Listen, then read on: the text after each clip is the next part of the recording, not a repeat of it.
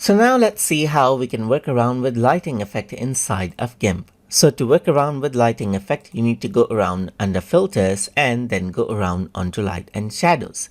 And over here you can see that lighting effect is an option. So once you go around over here, you can see the lighting effect right here, and you can go around and place the lighting wherever you want right here. You can go around and then go for transparent background around over here and work around with general option as well. You can also go around and create a new image right here, just like this, and then work around with high quality preview right here and change around the distance of the lighting over here as well. Over here you can see the light right here, and right now the light is pointed, as you can see right here, and you can go around and change around the color of the lighting as you like as well, just like this. You can make it a bit reddish, as you can see right here.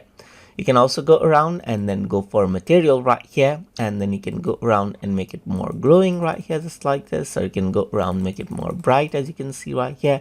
You can also go around and make it more shiny right here and change this around. You can also go around and make it more polished around as well. You can go around onto bump map and enable out the bump map for the chairs as well, just like this. And you can go around and change around the height right here, just like this, for the bump map as well. So over here you can see that there's different sort of bump map algorithms that you can actually go around and choose over here. And apart from that, there's environmental map that you can actually go around and apply as well.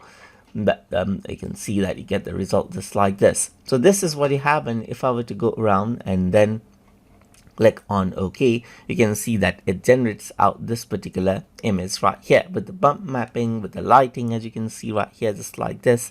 And then you can see that there's a bit of depth to it. And this is how you can apply the lighting effect inside of GIMP. So I hope you guys learned something as always. And as always, please like, comment, share, and subscribe.